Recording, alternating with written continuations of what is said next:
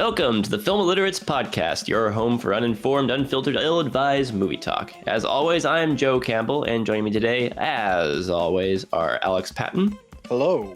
And Nathan Stone. Hey, what's up? So Nate, how's it going? You sound kind of down. Is quarantine finally getting to you? I don't know. I'm trying hard. There's only so many podcasts and so many games of Sudoku I can handle, and then I don't know. I'm gonna crack, guys. I got to get my mind off of something. Help me out here. I've got something that'll keep you occupied for a while. Oh yeah, what is it? Watch Naruto with all the arcs. I'm gonna kill you, Alex.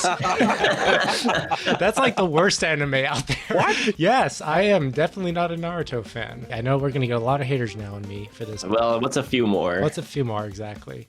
I haven't even watched Naruto, but okay, damn. So, I mean, among other things, I don't know about you guys, but I've been watching movies while I've been locked down in my house. Nate, you been watching movies? Yeah, I've actually been watching movies, yes. How about you, Alex? Do you watch movies? I know the answer to that is no, right? The answer is no, but for the script, yes. Go off of script. You do what the script says. Well, because we like talking about movies and we like watching movies, today we're going to be talking about some of our favorite directors, whether it's the director's style, themes, or just because their movies are a shitload of fun to watch. We all have our favorite directors. Yes, even Alex has his favorite directors. I know it's hard to believe. Even I do, yeah. Now, just to be clear, don't hold us to this list. This isn't any sort of like definitive, at least on my part, any definitive, well thought out list. These are we're gonna be listing off, each one of us, 5 directors that we just really like a hell of a lot, and we're going to be going over why. So consider this our bite-sized version of a spotlight episode as we look at some of our personal favorite directors. But before we get into any of that, let's talk about what we've watched on our own recently. I say let's start off with Alex first so that we can get his stuff out of the way. Yeah, we can get it out of the way. Okay. So obviously, nothing new over here.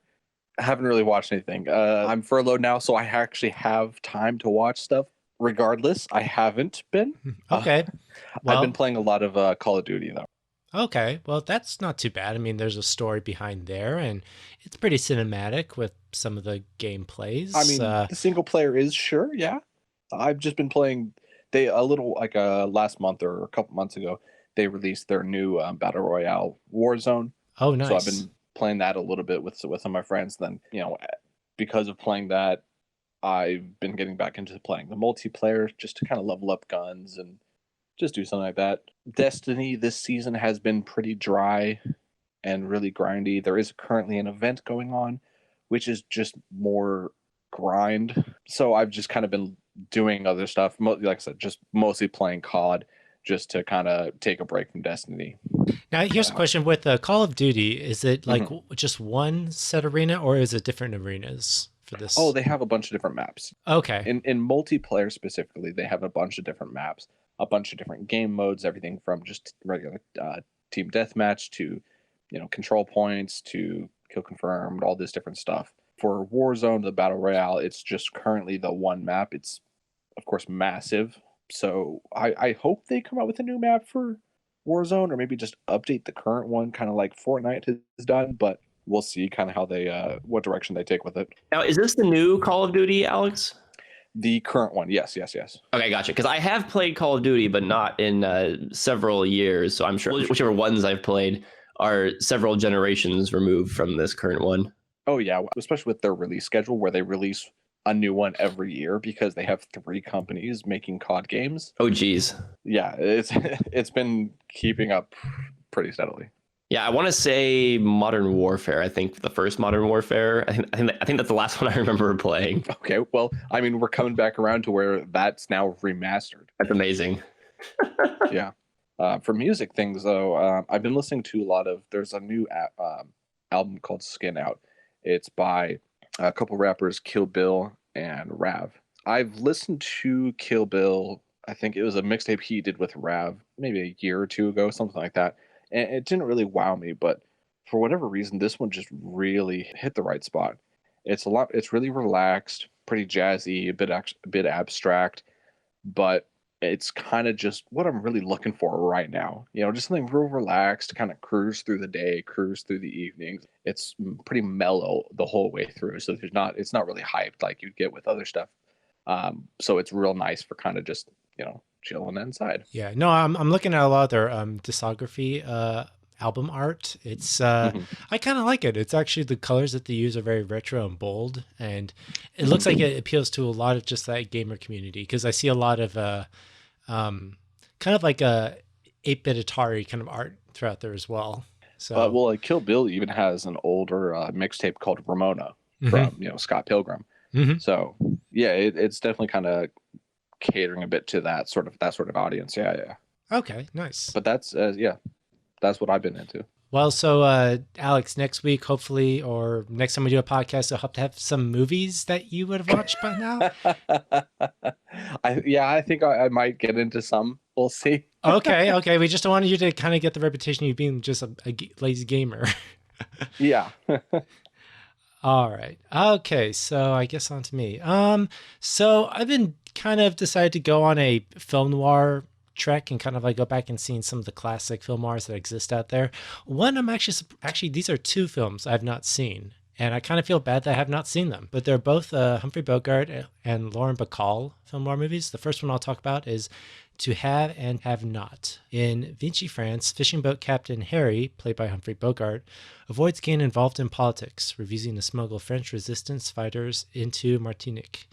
But when a resistance client is shot before he can pay, Harry agrees to help smuggle 2 fighters to the island. Harry is further swayed by Slim, who's played by the young and beautiful Lauren Bacall. He is forced to fight for the resistance.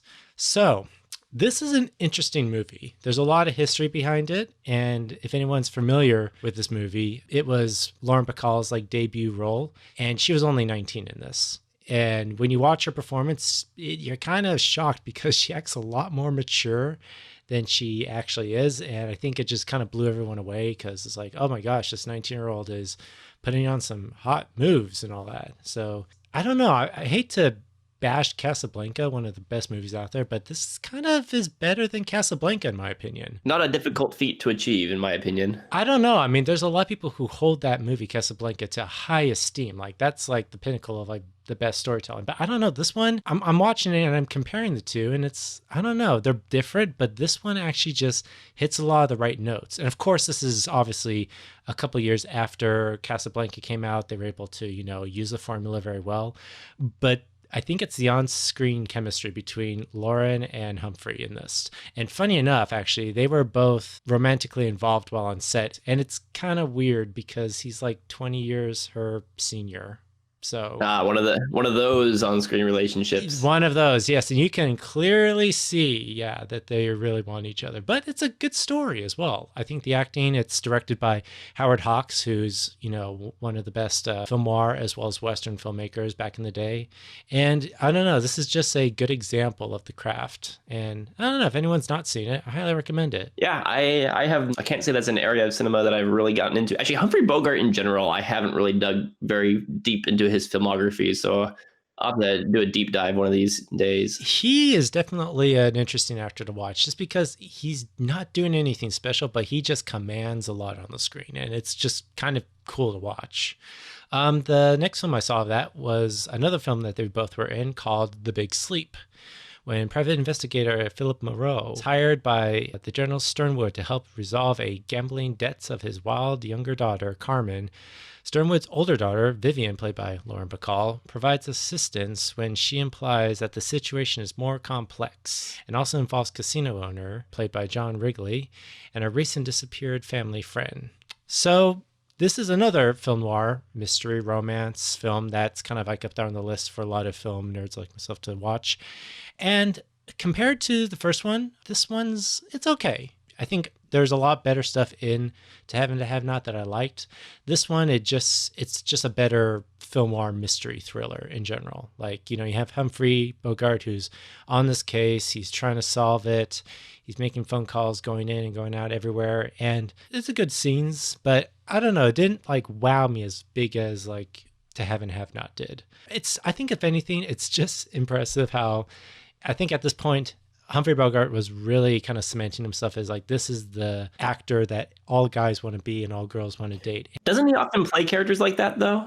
Oh yeah, for sure. But it's like not that many girls would like be swooned over him. But it's like every single woman he's coming across in this movie are just like swooned over him. And I was like, geez, okay, you might as well just do every single woman in the town. Why don't you? I mean, it's the Bogue, man. He's got that swagger, yo. Yeah, that bogey. You know, everybody wanted to be the bogey. The last one I will briefly talk about is Shutter Island. Starring Leonardo DiCaprio and Mark Ruffalo and directed by the world-famous Martin Scorsese. An impulsive escape of a brilliant murderess brings U.S. Marshal Teddy Daniels and his new partner to Ashcliff Hospital, a fortress-like insane asylum located on the remote, windswept island of Shutter Island. But as the investigation deepens, Teddy realizes he will have to confront his own dark fears if he hopes to make it off the island alive. So have you guys seen this movie? This was back in 2010.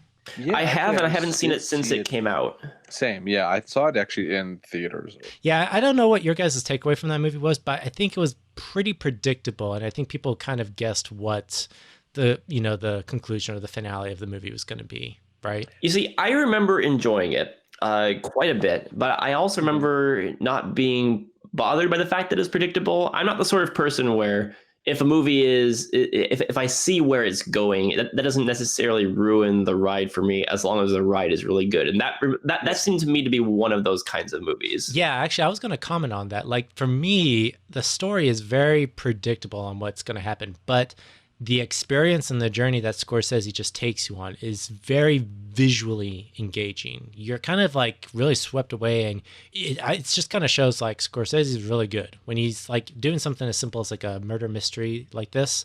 It's kind of just really cool to watch. Like, he's just putting a lot of stuff in here, and obviously the guy who wrote this, it's based off of his novel as well, but it's just, it kind of messes with you after a while. Like, you kind of wonder, okay, is he not right in the head? But then his own perception of reality is something that you buy into as well. And I don't know, I kind of like rewatching it again. I'm like, man, this is a pretty well crafted movie. Yeah, I remember, to me, I didn't catch on to where it was going, so the ending was still a bit of a surprise to me. But even then, if kind of like Joe was saying, if I can see where the story's going, I can overlook that so long as the journey there is interesting enough. But yeah, I remember seeing it, enjoying it, and then later looking at reviews and seeing people didn't like it and just wondering why. It's like, I thought it was good. Yeah, it's kind of interesting how people like are split on like, people want to be engaged by the story all the way through, and then there's some who like, you know, they're smarter and they know what's coming, but they're kind of just in for the ride and they just want to see how it's done. And these movies exist out there, and I like these kinds of movies where it's just like, it's just a visual gem to watch, and there's some really good performances in here. I think Sir Ben Kingsley, he plays like the I guess the owner of the island, and his performance, it's really good. It's like, you know, Ben Kingsley's not in a lot of stuff, but when he's in something with Scorsese, it's really good. Like, he was good in Hugo as well. And then DiCaprio is just, you put him in anything with Scorsese and he's good. Yeah. Aside from that, that's pretty much it. So I've been in the mood for kind of rip-roaring, fun adventure movies, swashbuckling adventures. Oh recently. Yeah, I can see where this is going. That's good. I think just being stuck indoors for so long, I just want some fun movie to watch. So I checked out for the first time, I had never seen this before, Captain Blood from 1935. Oh my gosh, you haven't seen Captain Blood? Dang. I hadn't until now, and I was specifically looking for swashbuckling pirate movies that I hadn't seen before, and this one was at the top of most people's lists. So from 1935, starring Errol Flynn, after being wrongly convicted as a traitor, Peter Blood, an English physician, is sent to exile in the British colonies of the Caribbean, where he becomes a pirate. This movie is a barrel of fun. It's fantastic. Swashbuckling adventure film is pretty much exactly what the doctor ordered in my case. I was surprised by how much setup there was before he becomes a pirate. The entire first half of the movie is about how he becomes a prisoner and then a slave, and then working his way trying to escape. And then finally, the second half of the movie is about him as a pirate, and it's not so much him going on pirate adventures as following his specific story and how he doesn't necessarily want to be a pirate, but he wants to get back in society at large. But he's also comfortable with where he is. Yeah, funny thing about this, Joe, did you ever see Errol Flynn's Adventures of Robin Hood? Oh, I love that movie. It's fantastic. I think you kind of probably noticed pretty much the same cast is in this movie as well. Same director, too. Yeah, actually, same director, same composer as well. So if the music sounds really good, it's the exact same composer. So this is just the elements of just the great like adventure swashbuckling hero story. So I would absolutely 100% recommend Captain Blood. Also, I went ahead and I'm surprised to find that I didn't already own the Indiana Jones movie. So I went ahead and ordered the Blu-rays of those. Wait, what? You have not owned it? That's like sacrilegious, Joe. I don't know, Alex. We should punish him for that.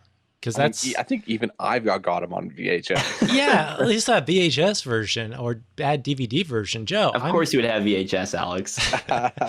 No, I would... Joe, you would be the one who has VHSs. For those who don't know, I'm a really big physical media guy, and I have I collect Blu-rays, and so I think one of the reasons though is that these have been available on Netflix for the longest time, and I just haven't gotten around to rewatching them.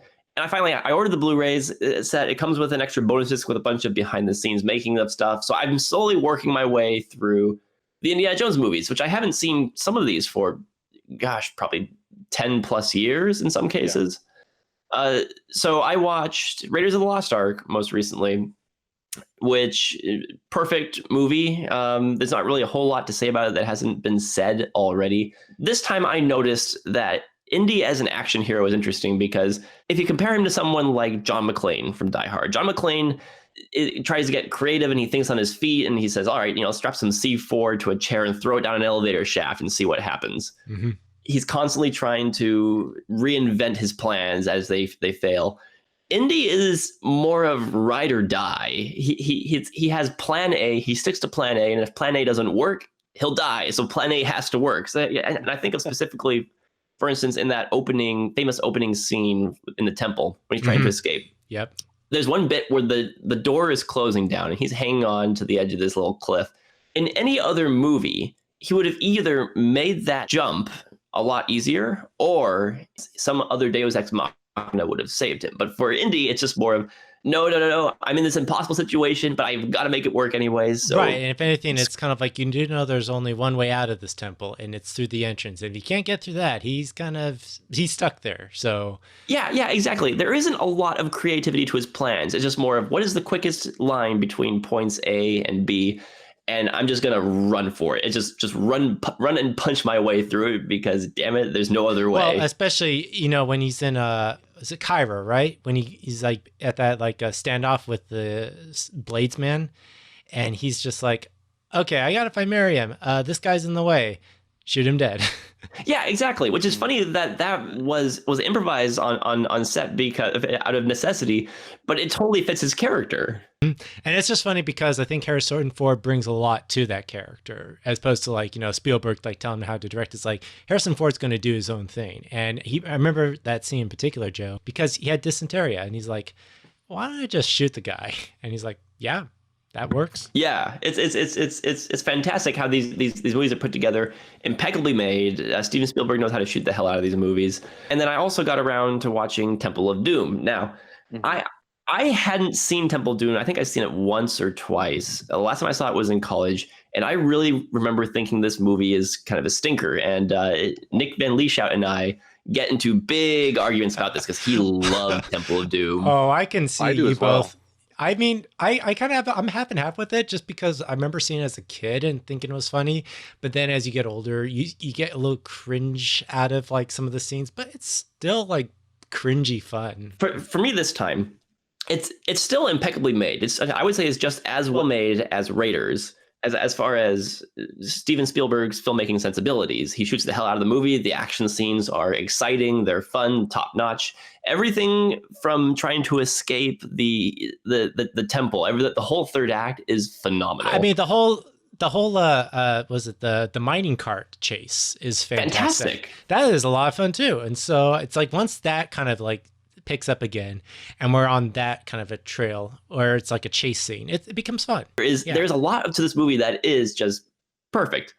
My problem is that for the next half hour, the movie is just nothing but dour and dread and darkness. And Yeah. oh, now we're getting kids are being tortured, and oh, now Yeah. Indy is brainwashed, and now Yeah. he's beating the crap out of Short Round. And it's just like the movie kind of stops being fun, and I'm just waiting for him to snap out of it, and so that we can get back to the adventure. And it just Yeah. kind of, yeah, and it's all about demonic possession, and the whole thing just has this kind of oppressive, stifling tone for about half an hour that really puts a damper on the movie for me. That aside, if that was my only problem with the movie, I would still think it's a great movie. It's got a little kind of a slug of a chunk in there, but the movie itself is great. But I mean, then you got Willie, who's one of the worst female characters of all time, in my opinion, and Indy is just pissed off at her the whole movie.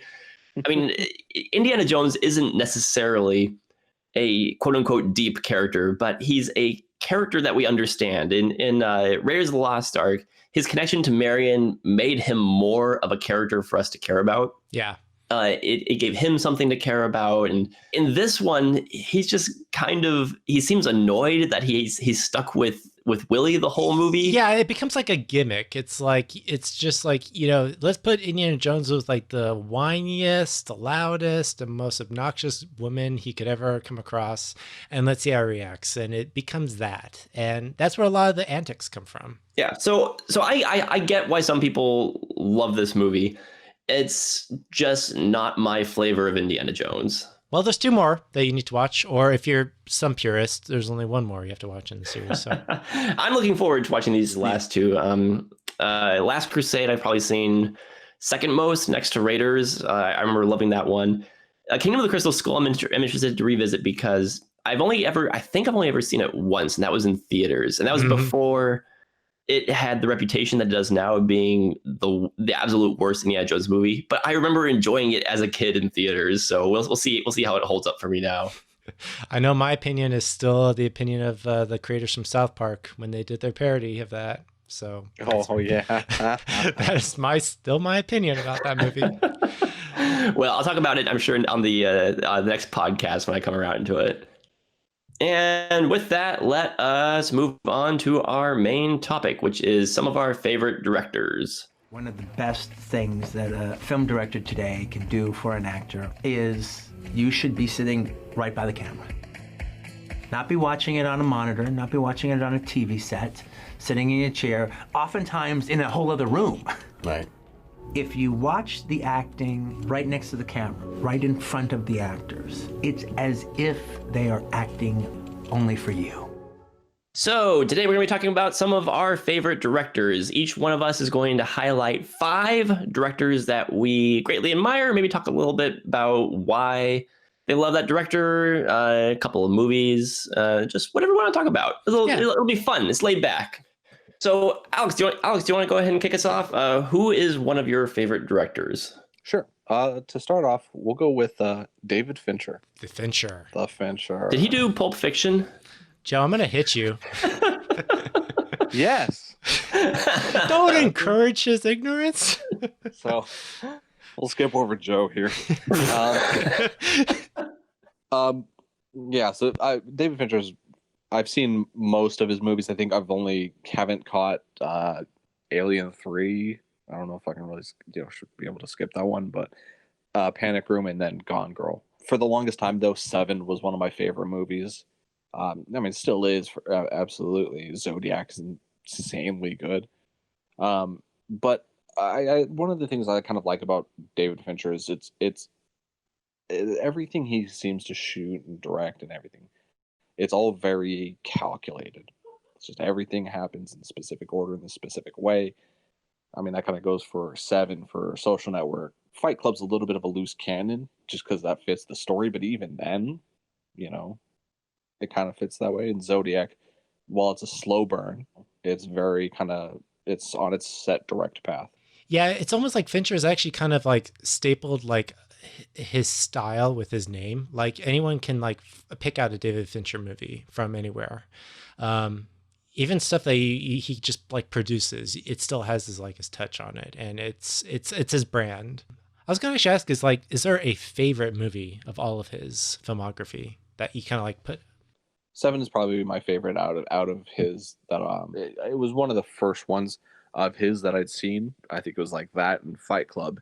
and then later I got into Zodiac, Benjamin Button, Social Network, Girl with the Dragon Tattoo. I've seen The Game, which I'd say out of all the movies of his I've seen was my least favorite. It's still really good, but just doesn't live up to the other ones that I mentioned, in my opinion. He definitely likes to dabble into just that twisted, dark human side of nature, of just humanity. And I think The Game, even though it's not really good, it's a good follow-up with Seven, especially as he kind of like was trying to get out of his Alien 3, stain on his record. And he's like, he came out with Seven and then came out with The Game. And then shortly after that, Fight Club. So he definitely did a good job with like progressing from there.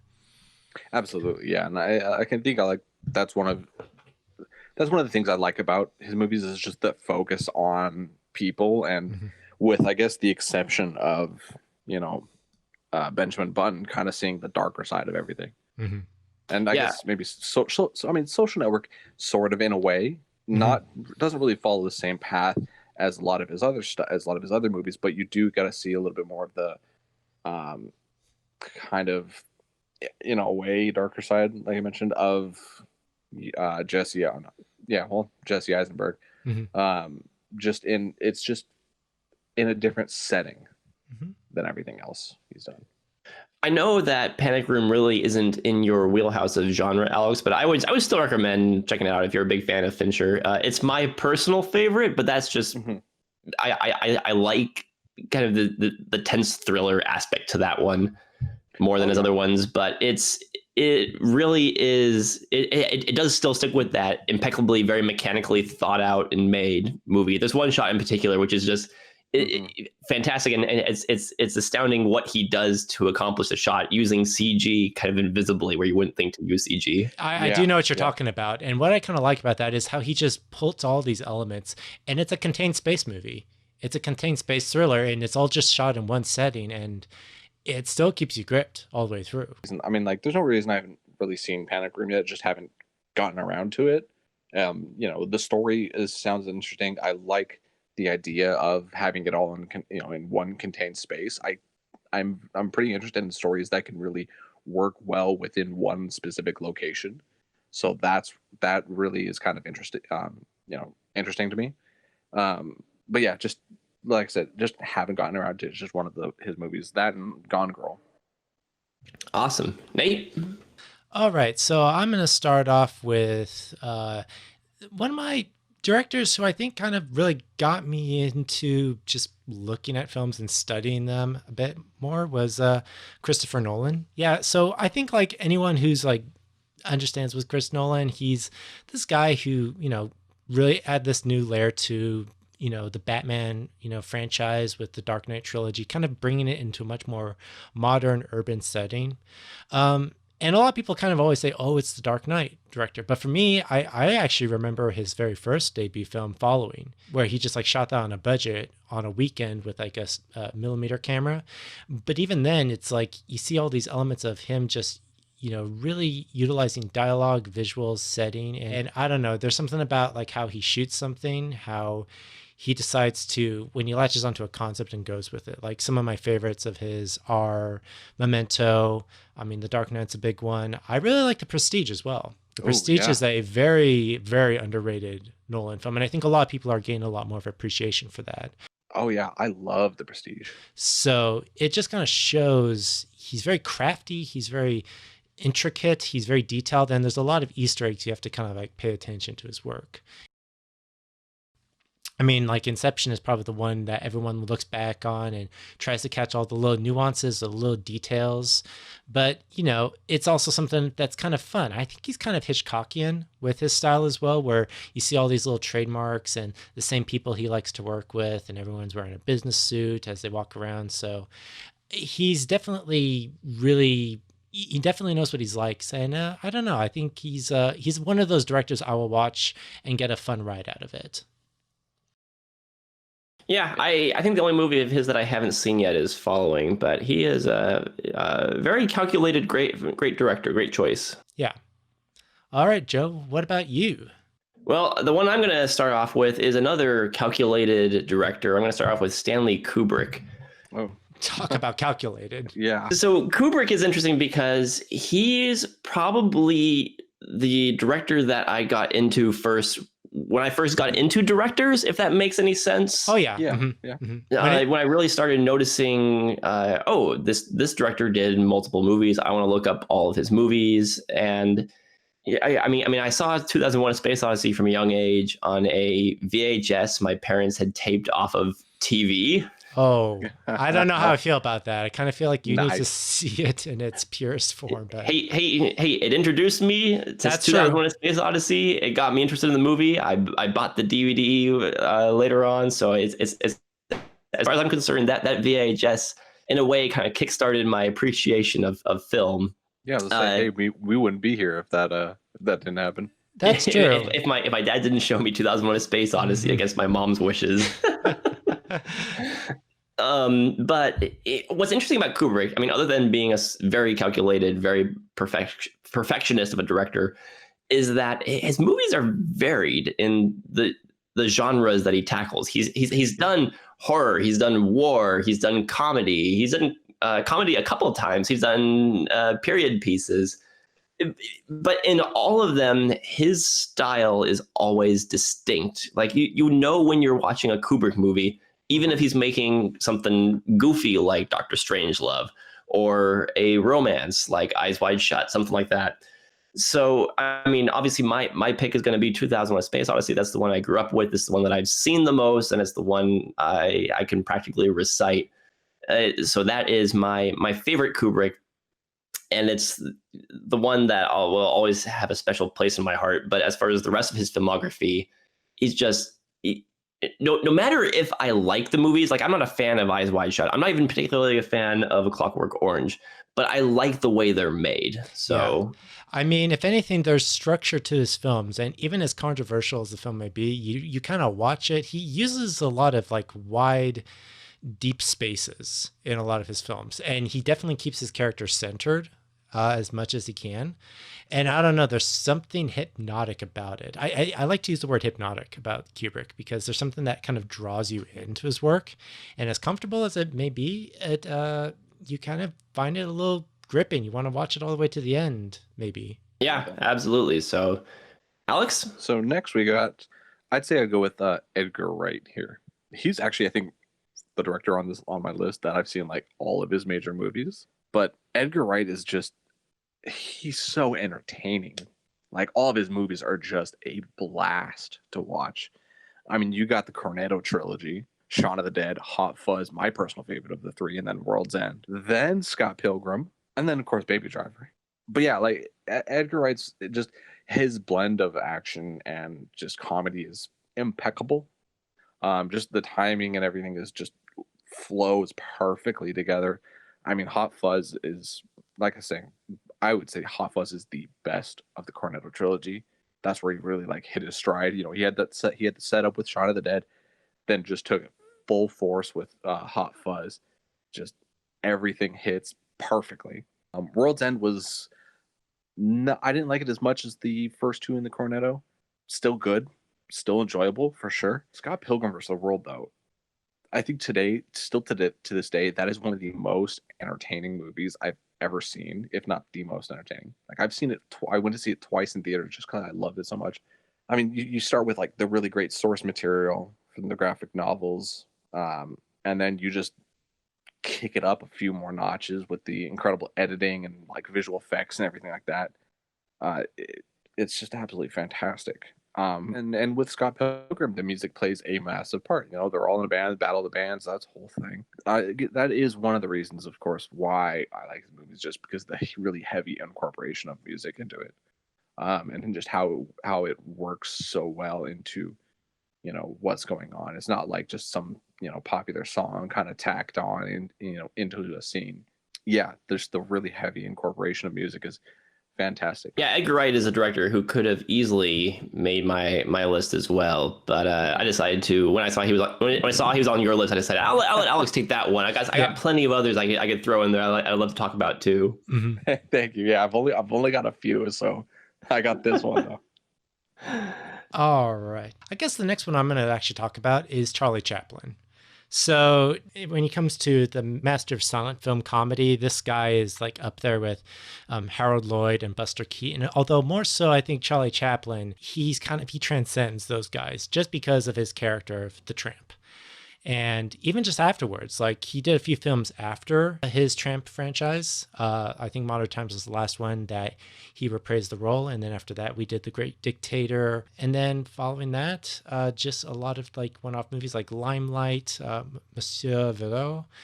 But there's something about his style where it's simple, but it's very rich in detail. He uses the mise-en-scene very well as his like arena for his physical comedy, as well as just his set pieces. I mean, a bunch of his films I really like are his silent film era ones, like kind of like the short films he did when he was the Tramp, but also his feature-length films like Gold Rush, The Kid, City Lights. And one thing I like about his style is just how, I guess if you can call it like a dancer of comedy, he just loves to just play with the scene and make anything just enduring. Like, I think one of the scenes that comes to my mind is the Dance with the Globe scene from The Great Dictator, where he has his character who's kind of like a pseudo character off of Adolf Hitler, who has this humongous globe of the world, and he's just like bouncing it up in the air, and there's like a little kind of a dance going on, and it's kind of silly and whimsical, and at the very end it pops, and it just kind of shows he's that great at what he does to make even something like that just enduring, and it sticks with you. Yeah, Chaplin is one that I grew up with, so I'll always have a soft spot in my heart for his movies. Early master of film. Mm-hmm. Yeah, absolutely. All right, so I'm going to talk about Richard Franklin, who I'm pretty sure I've talked about a few times on this podcast before. Yeah, you have talked about wanting to do a video about him, or yes, I would love to do a video on Richard Franklin. I think he's basically Richard Franklin got his start as being a huge fan of Hitchcock, and he wanted to make movies like Alfred Hitchcock. So one of his first movies is a movie called Patrick, which is an Australian filmmaker, so it's this kind of Australian psychological thriller. But Patrick has a lot of supernatural elements about it. It's about a guy in a coma who may or may not have mind powers. But the way he shoots the movie, it is kind of campy, but he shoots it like a Hitchcock movie. And then he went on to do stuff like Road Games, which is basically Rear Window on the open road. He did Link, which is about a killer chimpanzee. So a lot of his movies kind of have this pulpy element to them. He also did Psycho 2, actually. He was the one who made the sequel to Psycho, and I'm telling you guys, it's a lot better than it has any right to be. You did mention I might have to that. take your word on that one, but okay. But Richard Franklin, he makes thrillers. That is what he has kind of perfected. I think he's the closest thing we'll ever see to what kind of a career Hitchcock would have had if he had continued making movies. My personal favorite of his is Cloak and Dagger from the 1980s, which is basically The Man Who Knew Too Much, but with a kid. And the MacGuffin is a game cartridge that has government secrets on it. Mm-hmm. It really is a wrong man movie. And he brings that sort of element to even stuff like this blockbuster sequel called FX2 about a special effects guy who gets caught up in another tale of espionage. So I think Richard Franklin is a director that more people need to really dive deep into his filmography, because I'm sure that quite a few people out there have seen one or two of his movies, not even realizing they were done by the same guy. And I think he deserves a little bit more of a deep dive from the film community in general. Well, you heard it from Joe himself. Go out there and rent Cloak and Dagger. Put Cloak and Dagger on and watch a kid get chased by secret agents. Watch a kid shoot a guy because his imaginary friend told him to. Isn't it great how there's a fine line that violence dabbles in these kid movies, and I don't know. Trust me, if you're out there listening and you haven't seen it yet, just check out Psycho 2. Just give it a shot. You're in quarantine right now. You can rent it online easily enough. I'm not asking you to like it. I'm just saying watch it, because I think you'll be surprised at how thoughtful and well done it actually is. What I do is I'm able to express myself in visual images in narrative cinema. That's what I do.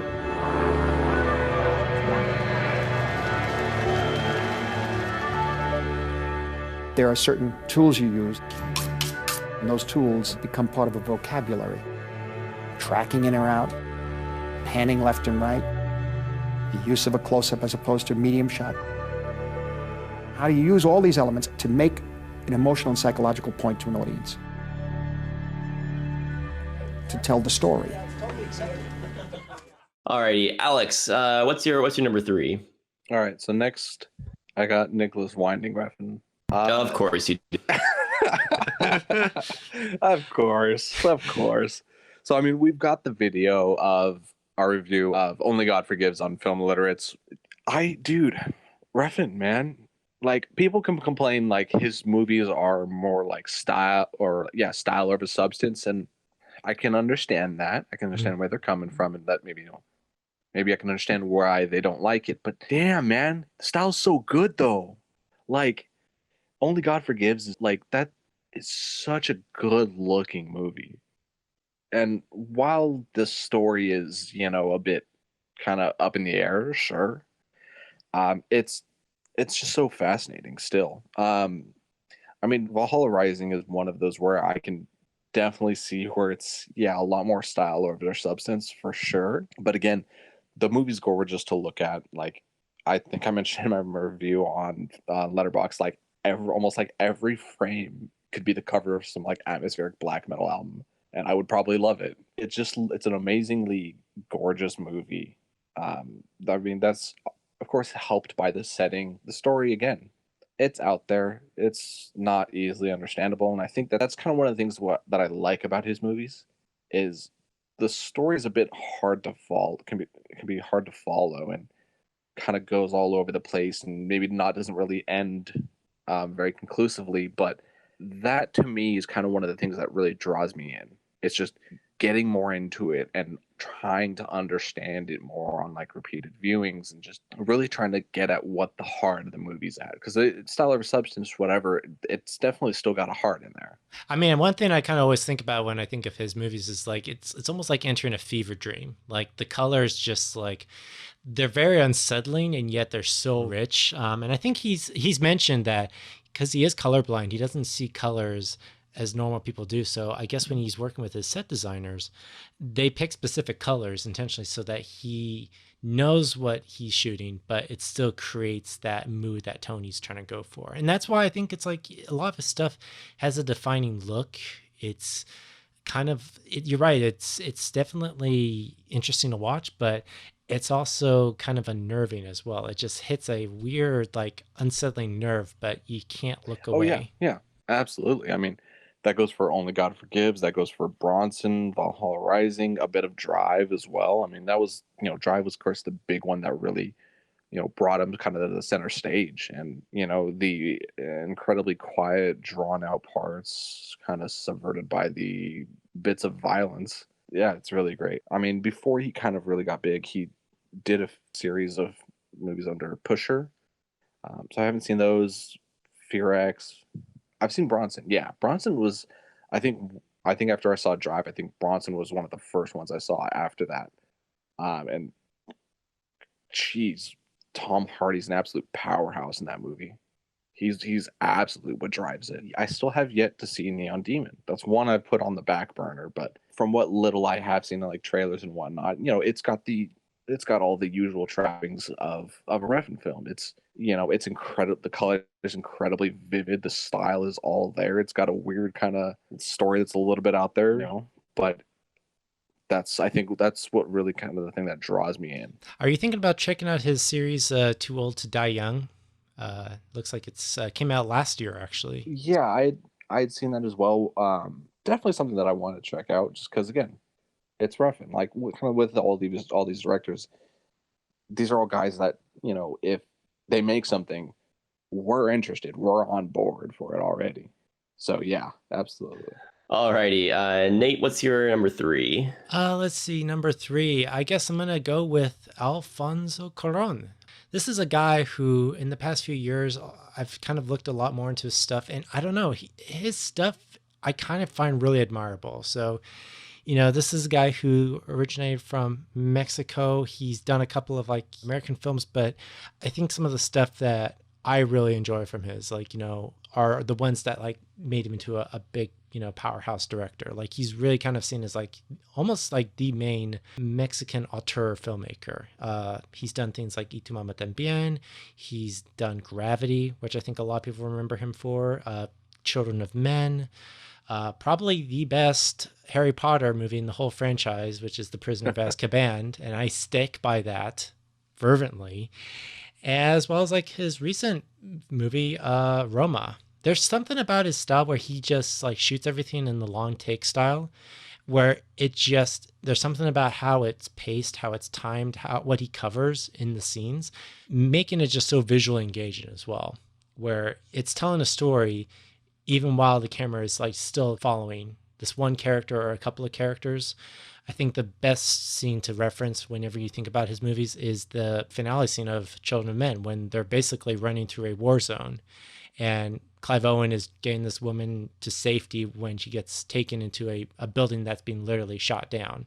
But it's all done like in a 13-minute take. And obviously there's some cuts there, but the whole seamless one take in that is kind of like a big trademark of his that I think is kind of impressive to watch. And you can see he has that in every film he does. Even like other films that he did before this became a trademark style of his, it's kind of there.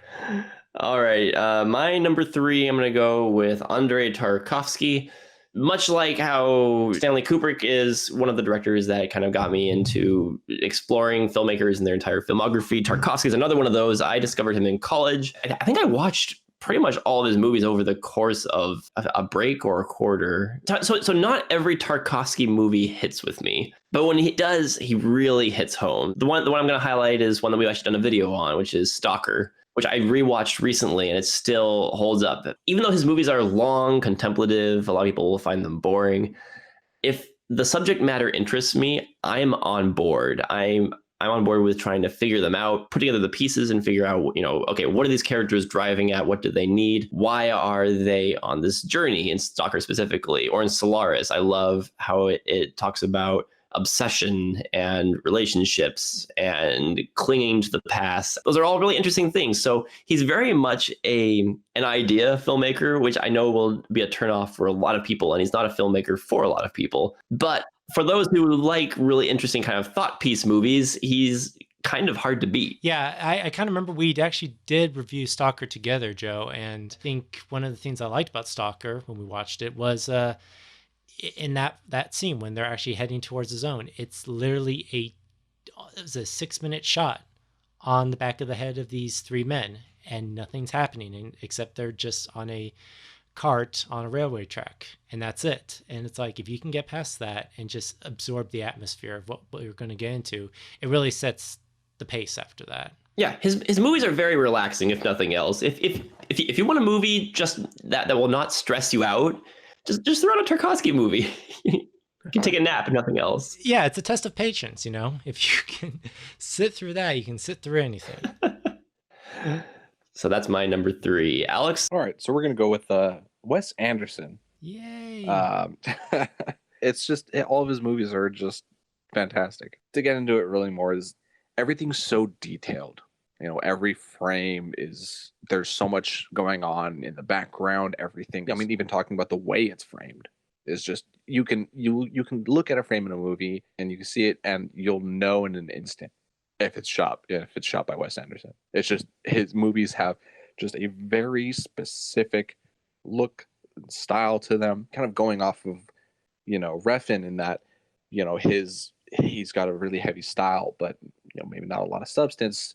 Wes Anderson has that style, but then throws in these really, touching and like heartwarming tales or stories of family and quarrels between brothers, between different families and whatnot.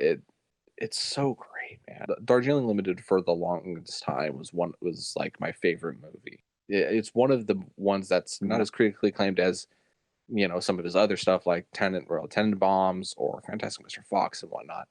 But for that one, just like hit real home for me. But I was going to actually ask, do you like a lot more of his earlier stuff or his later stuff? I go both ways. You go both ways? Okay. Yeah, I mean, I think the first one that I saw of his was, it might have been Rushmore or Royal Tenenbaums. So I got started in his earlier work. But fantastic. Going into his later stuff, Fantastic Mr. Fox is excellent. Grand Budapest Hotel is fantastic. Moonrise Kingdom wasn't, to me, it wasn't as good as all of his other stuff. Isle of Dogs was also another one. I love that he went back to stop motion, because Fantastic Mr. Fox was great, and then he took it with another movie. So I loved he returned to that. Even Life Aquatic, like, people think that's like one of his worst movies. Like, it's Wes Anderson doing a little bit of a weird, kind of doing something a little bit weirder than what he normally gets into. But the comedy, the characters all hit off really well. And speaking of the characters, just the way he's able to bring in such a huge cast. That's what I was going to say next, is like you're getting some huge A-list actors that he like always continuously works with in his movies. And oh, absolutely. Yeah. Just the way he's able to pull in so many different people from so many different backgrounds is incredible. And it just makes it all work. I mean, he's got Bruce Willis in Moonrise Kingdom. He's got Edward Norton. He's got, and Bill Murray and Tilda Swinton and Jason Schwartzman. All these different people in just in Moonrise Kingdom. But in the same way as well with Edgar Wright, one of the main features of a Wes Anderson movie is the soundtrack. It's incorporated so well. It's not like a song tacked in. It's just built into the framework and the lifeblood of the movie. Yeah, and that seems to be like a trademark of you. It's like if the soundtrack fits for a director in his style, it's something you latch on to very quickly. Yeah, absolutely. Yeah, I would say out of and all the directors that we've talked about so far, Wes Anderson is probably the one who's the most stylistically distinctive. Yeah, I would say more than Refn for sure. Yeah, it's just it's just also cute looking. It's very cute and pretty, very like little miniature sets. Exactly. Yeah. For sure. First thing I wanted to do when I was a kid was to be an architect. And then when I was in high school, I really wanted to be a writer. But I did always do little short plays as a kid, and I made Super 8 movies. Yeah. So what I do now combines some of these things. To make a good movie, you need a lot of ideas, and you need a lot of material. That's, I think, where it can start to be a bit of a painting, a bit of a theater production. That's mine. Nate, what you got? Kind of like similar to you. Like, this is like you mentioned, Wes Anderson's kind of like a director who uses his soundtrack very well to pace his movies. The next one I'm going to talk about kind of does the same thing for some of his movies, and that is Martin Scorsese. This is the guy who's kind of, I think, in my opinion, perfected the gangster movie. You look at everything he's done, like he's done Taxi Driver, he's done Goodfellas, he's done Mean Streets, as well as The Irishman that recently came out. I mean, Scorsese has a trademark style where he just is all about the bravado of the gangster. And I think one of his movies that really that shines the best in is Goodfellas. He does a way of like shooting it visually enriching, and just there's a lot of energy, and it's just really paced very well. But then you look at some of the actors he has in it and the performances pulling off. And one thing about Scorsese I like is he's admitted several times that he just wishes he could give the actors a full day just to do a scene perfectly, because it's like he's never satisfied with just the first take, or he's never satisfied with how they think they should play it. He wants to explore all options. And I think for some actors, they love that about a director who not only just shoots something so well, but he just wants them to, really bring their best to the table. And I don't know, I mean, like some performances I think that work really well, in my opinion, is Raging Bull. It's just like some of those scenes and some of those sequences are just done very well. And I think one thing about Scorsese's style that I like is he's kind of very documentarian with his style. Like he'll have like a voiceover going on while a sequence is unfolding. And it works. And I think this just plays a lot to his love for film as well. Like you look at all of his films, there's references dating back to like early Frank Capra films as well as Michael Powell films. He'll put references from Kurosawa in there. I think he has such a huge like range of films. Like he's done romances, he's done thrillers, he's done mysteries, he's done religious movies as well. Silence, I think, Joe, you and we reviewed Silence. It's one of those very underrated Scorsese films that is just really good. And you would not know it's him until like the end credits show up. Yeah, he's a director that I love selections of his filmography, but he's not one that I've ever really thought of really diving into as, oh, I really love that director. But quite frequently, I'll find a movie of his that I'll love. Like I loved Silence. Silence, as you mentioned. Hugo's another one that I absolutely loved. Yeah. I think with me as well, like actually when I first started getting into directors, he was one of those directors I just had an interesting, I want to say love-hate relationship, because there's a lot of stuff he put in films which I very much disagreed with and kind of was a little turned off by. But over time, I've had to actually revisit them and actually he's one of those directors that challenges me as far as like what he puts on the screen, what he is wrestling with as a thing, because he's not trying to shove in my face this is how it should be, but he's really trying to say, this is what the character is going through, this is the world they live in. But I like how he's daring like that. He's one of those directors, like he kind of came from that school of directors like Spielberg, Lucas, De Palma, and even Coppola, who were all like these pioneers in this renaissance. And he's just that one who kind of went off the beaten path and just did his own thing. And I like how he takes challenges. He's one of those directors that is not afraid of trying something new, doing something that maybe not everyone else is doing, but it's what he really wants to do. And I think that's where his best work comes in. And yeah, that's the reason why I think he's one of my favorite. Awesome. So me moving down, I'm going to go to one of the kind of stock answers anyone would give when they talk about their favorite directors. That is Alfred Hitchcock. I mean, Alfred Hitchcock could very well be the greatest director of all time. I know a lot of people would contest that.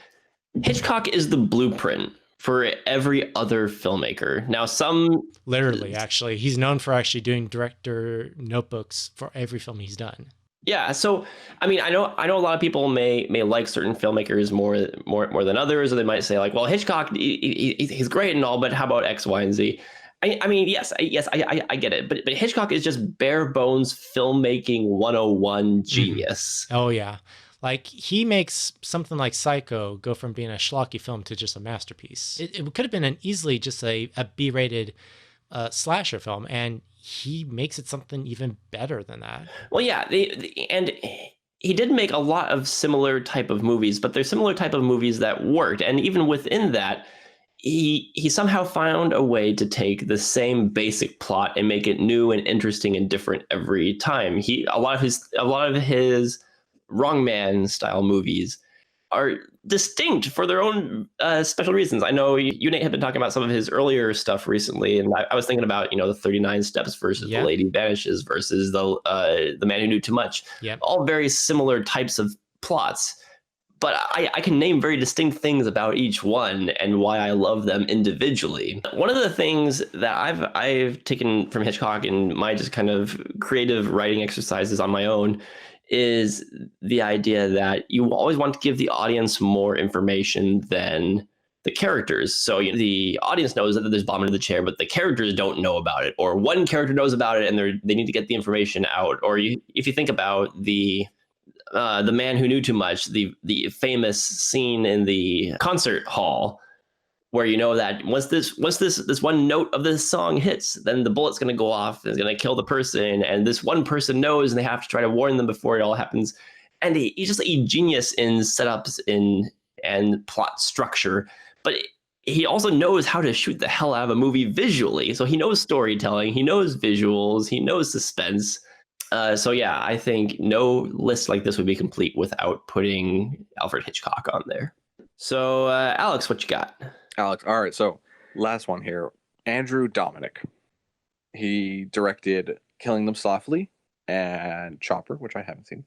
But he also directed my absolute favorite movie, The Assassination of Jesse James by the coward Robert Ford. Great movie. Yeah. Oh, there is, for me, everything about that movie is perfect. It's absolutely gorgeous.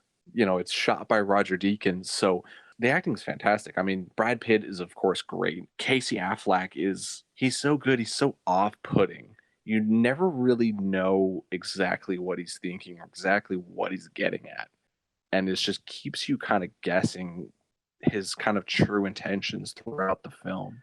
and it's got an incredible backup cast, or like it's got the rest of the cast is fantastic as well. I mean, we got Sam Rockwell, Sam Shepard. A very, very good Sam Shepard performance. I'm thinking back on that. It's yeah, he is something about like how he just directs his actors where he doesn't want them to overplay it, but he wants them to bring their all to that scene. And it's something about the chemistry of how he just makes them all work in the same setting. And it blows your mind. Like, what the heck just happened here?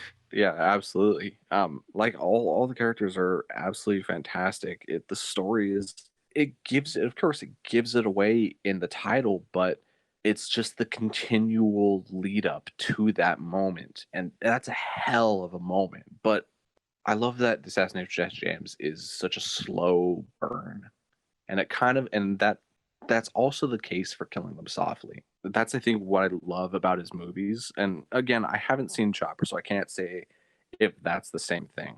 But with Killing Them Softly, it's a kind of gangster crime drama, but again, with the slow burn, with the incredible characters that they have, and again, fantastic actors as well. I mean, Brad Pitt's back. We got Ray Liotta. Ben Mendelsohn is fantastic. We've got some of the same faces, but yeah, I think that's one of the things I love about his movies is just the slow burn, the slow lead up until it finally hits, and then it really does. It's like a fuse for a powder keg, and when it finally explodes, it just causes a lot of devastation. Yeah, and it doesn't. And the thing is it also doesn't lead up into like a huge, massive action sequence or huge explosions and whatnot. It doesn't lead up to that kind of thing. It just leads up to a bang, and then it's done, and that's over, and then you get to see the aftermath. But yeah, that's what I love about his movies. They're just fantastic like that. Yeah, like I said, it really subverts ideas of like this whole kind of like kind of like Scorsese and even like Tarantino, how they really go all out with the violence. They just like really just like to like show a lot of it on screen.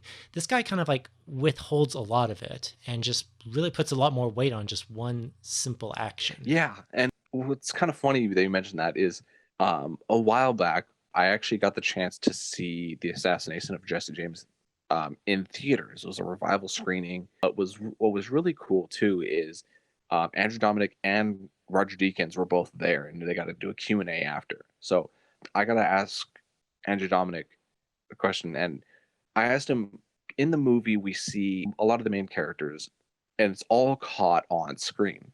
The movie ends on a freeze frame of Casey Affleck, of Robert Ford, just before he's shot. So I asked, why do we end on the freeze frame? Why don't we see him die? And it was just a simple answer in that, well, he's the hero of the movie. We don't want to see him die. But yeah, that's why I love the Andrew Dominic films. Yeah, the only one that I've seen is Assassination of Jesse James, and it's been a while since I've seen that one too, but I remember absolutely loving it as well. Yeah. So good choice, good pick. I think you would really like Killing Them Softly as well. Yeah, I agree. That's a really good one. You would probably like it. All right, Nate, who's your last one? I think you guys pretty much know. I mean, we did like our first spotlight on this one. And we've done a video on one of his movies. Yes, we have. Actually, that is my favorite movie of his, surprisingly. So just to cut to the chase, it's Orson Welles. I guess the big reason why I like this guy is, obviously, yeah, he has a background in theater and radio, but I like how he came into Hollywood at a time when Hollywood was still trying out new things, and really just changed a lot of, just like presenting a lot of new techniques to the industry that had never been done or tampered with before. I mean, everyone keeps referencing Citizen Kane, but actually I like his later stuff, or his more underrated work, like The Lady from Shanghai. His version of Macbeth, I think, is actually a fantastic adaptation of Shakespeare to the screen. There's something about how Welles, throughout all of his career, he always knew exactly what kind of films he loved to make. He knows how he wants to shoot them. And I think the best stuff always shines the greatest when he is dealing with limited funding or limited resources, because then he got really creative. And I referenced The Trial. What I like about it is that there's a lot of stuff that he did for that film just to limit the production costs or in how he would shoot something. Like he shoots a lot of it at night in the rafters in a lot of shadows and dark hallways, but there's something just intimidating and even just threatening about that. And even like, Joe, you've seen The Other Side of the Wind, where he's doing something really interesting with that film. He's kind of shooting off script, and there's really no actual like solid story going on, but a lot of what you're kind of capturing is almost kind of like what, in a way, reality TV would kind of like start doing like maybe 20, 30 years from then. And I don't know, he's kind of a very innovative guy who he didn't grow up knowing a lot of film, but when he kind of came onto the scene, he just did a lot of great stuff with it. And I think a lot of people always reference his films, always look back on him, maybe not so fondly. And maybe, like I said, Joe, I don't know if you're too much of a fan of Citizen Kane. I know everyone raves about it, but you gotta admit that he kind of was a pioneer in what he did. Oh yeah, I would absolutely say he's a pioneer. In fact, that's probably what I respect him for more than anything. I'm not the biggest fan of Orson Welles in general, but I do respect what he did, and I respect a lot of his films. I'm not likely to revisit a whole lot of them, but I get why a lot of people love him so much in the film community, especially. Oh yeah. All right, Joe, and now it's down to you. Alrighty, so my last one will be no surprise to many of you guys here on this podcast. I'm going to be saying Sam Raimi. Oh, yeah. Yep. Sam Raimi. Yep.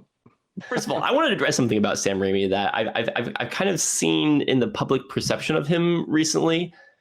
I think it should be not allowed. I think it should be punishable to use the word corny and Sam Raimi in the same context as a negative. I mean, okay. Can you just define that a little bit more? I think people are misunderstanding Sam Raimi as a filmmaker today in light of his work on the Spider-Man films, and it's affected everything that he's made since. I saw someone on Twitter even just today, rubbed me the wrong way.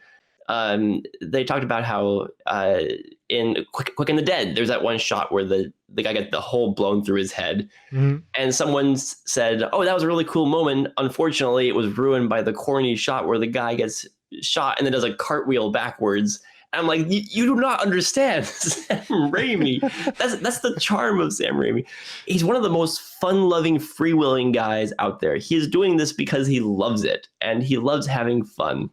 If you are laughing at a Sam Raimi movie, you are not doing it wrong. He's laughing along with you. He's making it to be funny. Yeah. I mean, I think one thing I kind of, and this is an appreciation I got with him after, watching a lot of films with you, Joe, Evil Dead 2, I think Oz the Great and Powerful, a lot of the Spider-Man movies as well, is that his intention of shooting something is for you to have fun. If you're not having fun, then he's not doing his job well. Like I know people get mixed ideas about a lot of his movies. I watched Oz the Great and Powerful recently. I enjoy Oz the Great and Powerful, but I get why a lot of people don't like that movie. But I like the little Sam Raimi touches in that movie. Even stuff like in Spider-Man 3, the emo Spider-Man dance. Yes. That's my favorite part about the movie. It's supposed to be goofy. That's the whole point. Is that Peter Parker doesn't know how to be cool evil. He's dorky evil. So it's supposed to be funny. Oh my gosh. And the fact he's wearing like the black suit, and I guess like everyone knows, like Sam Raimi's known for wearing a suit on set as well sometimes. He is, yes. And so I keep thinking to myself, it must have been interesting to watch like Tobey Maguire watching Sam Raimi block out that dance sequence. Yeah. I wouldn't be surprised if Sam Raimi did the sequence for him just to show him. Yeah. Oh, absolutely. Yeah, the director putting it like, here, I'll show you how it's done. Yeah, I get a little disconcerted because I feel like there's this perception that you can't blend genres. You can't just go goofy and have a little bit of fun sometimes. Even looking at his most recently on that streaming service Quibi. He directed something for that. It was just 3 episodes of a horror anthology. And I saw someone post it on Twitter, and there was very mixed reactions to it because the whole idea was that the anthology series was taking kind of folk tales from different states and turning it into fun little horror shorts. But his was about a woman who was married to a lumberjack. She gets her arm trapped under a tree, and the lumberjack cuts off her arm to free her from the tree. And he makes her a golden arm. And the whole thing is that she loves this golden arm so much, and she's so vain, and she just wants to wear it all the time. But then the doctor tells her that the gold in the arm is poisoning her. But she's like, I don't care if I'm going to die. I'm going to die with this golden arm. It is the funniest thing. I saw a mix of people saying like, yes, this is why I love Sam Raimi, because he just goes for this really funny, goofy stuff. You know, it's spooky and funny all rolled into one. A heightened energy to it that you can't find anywhere else. But then you see like half the comments were like, oh my gosh, he's doing Doctor Strange too. Doctor Strange is doomed. This guy is a terrible director. What's he doing? Aw. I'll say this about the guy. Anyone who can be good friends or good pal friends with the Coen brothers is okay in my book.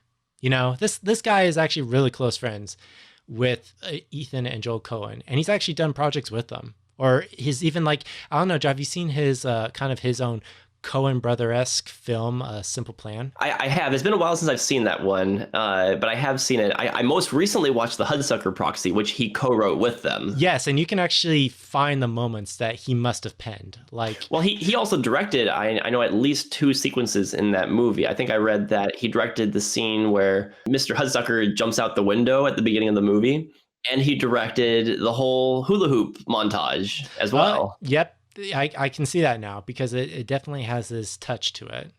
So Sam Raimi is God's gift to filmmaking. He's the most joyful guy out there. Everyone who talks about working with him just talk about how nice and unassuming he is. He's a bright spark in Hollywood right now, in a Hollywood that's being drudged down with all these controversies and scumbags. It's like Sam Raimi it's just this little guy that's still just like a kid who wants to make what he enjoys making. So I will be there absolutely opening day, no matter what he makes, no matter what I thought of his last movie. I will see anything Sam Raimi puts out. Anyway, that's my 2 cents. Before we wrap up, is there any other honorable mentions anybody wanted to throw out there? Oh man, Alex, do you want to mention any honorable mentions? I've got a couple that I wanted to throw in. First off would be Hayao Miyazaki. Of course, I couldn't leave anime out of this list here. I mean, he played a major role in bringing anime to the Western audience. And you know, aside from that, his movies are absolutely fantastic. But then also, my man Don Hertzfeldt, Such a Beautiful Day is one of my favorite movies. It's an absolutely incredible movie and an incredible experience to really go through, as well as his other short film, World of Tomorrow. It's just absolutely fantastic. And then, you know, he's all those weird other cartoons that he's done too. If I'm going to throw in one extra one in here, I'm going to throw, well, 2. I'm going to mention first off Joe Dante, who I'm finding more and more. I love quite a few of his movies, and similar to a Sam Raimi way, he's a guy who loves movies, and he loves putting out movies. He's a filmmaker for filmmakers, but kind of on more of a pulpy, fun level. And then I also throw in Lam Nai Choi, who I've been talking about on the podcast I know recently. Yep. He is a cult filmmaker that has yet to be discovered by the wider cult community. His movies are still, unfortunately, very difficult to find, but if you can, highly recommend seeking out especially The Cat, The Seventh Curse, which you can watch on Amazon. Of course, Riccio, and I would recommend Brothers from the Walled City is another one, which is kind of a crazy melodrama. Okay, and I'll be really brief. I think some that didn't make it into the top 5, but I really do like. Terrence Malick is one of a very few I love. He's not a director that everyone can sit through, but I like how there's just some of his stuff that's just so gorgeous to watch, and he's just doing a lot of interesting stuff. David Lynch, I'm also a big fan of. A lot of more of his like weirder, twisty, surreal movies I do have an interesting spot for. But, you know, Mulholland Drive, I think, is one of my favorite of his. Coen Brothers, always really good. I think they're just great at what they do. And then last but not least, I would say Baz Luhrmann. I know I really am kind of upset that he didn't make the top 5, but he's a director I'll go on to just for good fun. Like, he's wacky, he's zany, he just makes it a lavish, fest to watch his movies. And I don't know, good stuff. Strictly Ballroom, fantastic movie. That too, Moulin Rouge. I actually do like his Romeo plus Juliet. As weird as that movie is, it's a hell of a lot of fun. And then also The Great Gatsby. I know everyone's kind of split on that movie, but I think he did some good stuff with it. Awesome. Well, that will do it for this episode of the Film Illiterates podcast. You can find us at filmilliterates.com, youtube.com/filmilliterates for podcast episodes like this, and also our video reviews, which you can find up there, including some movies that we have talked about today. Nate, where can people find you? Well, you can find me here at Film Illiterates. I do the podcasts and videos with these guys. I also am on Instagram at Nathan_Stone_films, and I'm also on Letterboxd as Ivan Claysberg. Alex? Well, one of the other videos we talked about, or one of the movies that we talked about that we also have a video on, Only God Forgives. So yes. Check that out. Me and Joe did a great video for that. Mm-hmm. We got to get more hits on that. That was a fun video to shoot too. It was good. Yeah. Outside of that, you can also find me on Twitter at Alex D. Patton. And then I'm on Rate Your Music if you want to check out what I'm listening to. My anime list if you want to see what series I'm keeping up with. And Letterboxd, all under Half Scrim. And you can find me on Twitter at Film Illiterates and on Letterboxd as well at user film_illiterate. That'll do it for us today on the Film Illiterates podcast. Keep watching movies and keep it easy.